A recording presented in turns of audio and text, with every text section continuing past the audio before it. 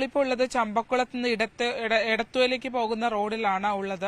ഈ ഭാഗത്തൊക്കെ വെള്ളം കയറിയിട്ടുണ്ട്. പാടശേഖരങ്ങളുമായി കണക്റ്റഡായി കിടക്കുന്ന ഭാഗത്തൊക്കെ വെള്ളം കയറിയിട്ടുണ്ട് എന്നുള്ളതാണ്. എന്തായാലും ഇന്നലെയൊക്കെ വലിയ തോതിലുള്ള ഒരു മഴ ആലപ്പുഴയിൽ ഉണ്ടായിരുന്നില്ല. ഇടവിട്ടുള്ള മഴ ഉണ്ടായിരുന്നതിനപ്പുറത്തേക്ക് ശക്തമായി ഒരു മഴ ഉണ്ടാകുന്ന ഒരു സാഹചര്യം ഉണ്ടായിരുന്നില്ല. ഇപ്പോൾ രാവിലെ പെയ്തതിനു ശേഷം ഒരു തെളിച്ചമുണ്ട്. എങ്കിൽ പോലും കുട്ടനാടൻ മേഖലകൾ, പ്രത്യേകിച്ച് ഇത്തവണ പാടശേഖരങ്ങൾ പലയിടങ്ങളിലും വെള്ളം കയറി തന്നെ കിടക്കുന്ന ഒരു സാഹചര്യമുണ്ട്. അതുകൊണ്ട് തന്നെ പെയ്തപ്പോ ആ വെള്ളം സംഭരിക്കുന്ന ഇടങ്ങളൊക്കെ തന്നെ നിറഞ്ഞു കിടന്നതിനാൽ ആ ഒരു പ്രശ്നം കൊണ്ട് തന്നെ പലയിടങ്ങളിലും വെള്ളം കയറിയിട്ടുണ്ട്.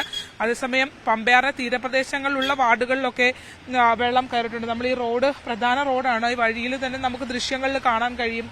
വാഹനങ്ങളൊക്കെ ഈ വെള്ളത്തിൽ കൂടിയാണ് പോയിക്കൊണ്ടിരിക്കുന്നത്. പൊതുവെ കുട്ടനാടിന് താഴ്ന്ന പ്രദേശങ്ങൾ, കൈനഗിരി അടക്കമുള്ള മേഖലകളിൽ അത്ര കണ്ട് രൂക്ഷമായ ഒരു വെള്ളക്കെട്ടിലേക്ക് പോയിട്ടില്ല. പക്ഷെ ഇവിടെയൊക്കെ ദൃശ്യങ്ങൾ കാണുന്ന പോലെ വീടുകളിലൊക്കെ വെള്ളം കയറിയിട്ടുമുണ്ട്. എന്തായാലും നമുക്ക് ആളുകളോട് തന്നെ ചോദിക്കാം. ചേട്ടാ, എങ്ങനെയുണ്ട് ഇവിടുത്തെ ഒരു അങ്ങോട്ട് എങ്ങനെയുണ്ട് അപ്പുറത്തെ ഭാഗത്തേക്ക്? ഉള്ളൂ. എന്തായിരിക്കും ഇവിടെ പ്രത്യേകിച്ച് ഇപ്പോ എത്ര ദിവസം ഇന്നലെ ഇവിടെ കയറിയിട്ടുണ്ടായിരുന്ന വെള്ളം? കുറച്ച്. ഈ പാടശേഖരങ്ങളിൽ വെള്ളം ഇറക്കാത്ത വെച്ചിട്ടില്ല.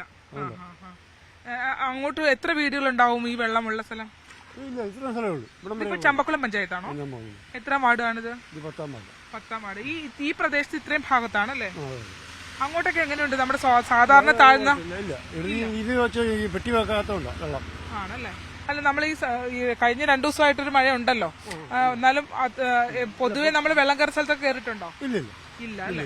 പുറത്ത് വെള്ളക്കുറവുണ്ട്, വെള്ളം പോകുന്നില്ല. അതുകൊണ്ട് ഇവിടെ ഇങ്ങനെ വെള്ളം കെട്ടി നിൽക്കാനുള്ള കാരണം എന്താ? വെട്ടിവെച്ചിട്ടില്ല. അതുകൊണ്ടാണ് അല്ലേ?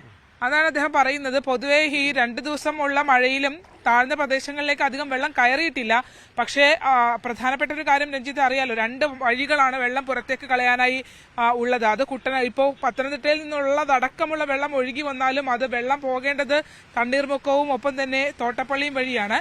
പക്ഷേ തണ്ണീർമുക്കം ബണ്ടിനെ സംബന്ധിച്ചിടത്തോളം നമുക്ക് നോക്കുകയാണെങ്കിൽ അവിടെ വേലിയേറ്റത്തിന്റെ പ്രശ്നമുള്ളത് കൊണ്ട് തന്നെ വെള്ളം അങ്ങനെ അധികം ഒഴുക്ക് പുറത്തേക്കില്ല. പക്ഷേ ഈ തോട്ടപ്പള്ളിയെ സംബന്ധിച്ച് എടുത്തു പറയേണ്ട ഒരു കാര്യം, സ്പിൽവേയുടെ ഷട്ടറുകൾ ഇപ്പോഴും കൃത്യമായ രീതിയിൽ ഉപയോഗിക്കാവുന്ന രീതിയിൽ പ്രവർത്തനം ഇല്ലാത്ത ഷട്ടറുകൾ അതിനകത്തുണ്ട് എന്നുള്ളതാണ്.